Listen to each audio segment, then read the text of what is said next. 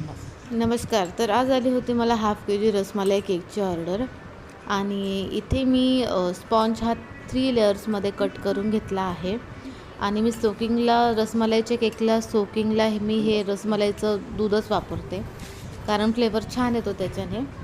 आणि क्रीममध्ये पण मी थोडा रसमलाईचं ते दूध आहे ना ते टाकलं कारण क्रीममध्ये पण फ्लेवर छान येतो खायच्या टायमाला. आणि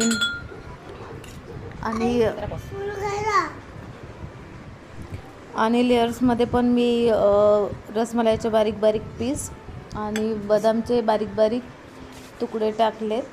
आणि सेकंड लेअरची पण प्रोसेस मी सेम करणार. आधी सोकिंग करणार, मग क्रीमने आणि मग रसमलाईचे बारीक बारीक पीस आणि बदाम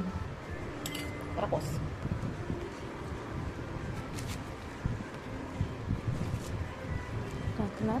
आणि मग आता क्रम कोट करून झालं की मी याला फ्रीजमध्ये सेट करायला ठेवणार आणि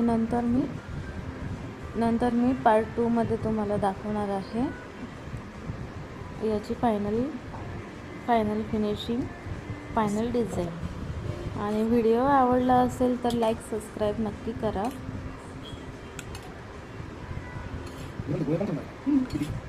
आणि केक कसा झाला तेही सांगा. हर हर महादेव.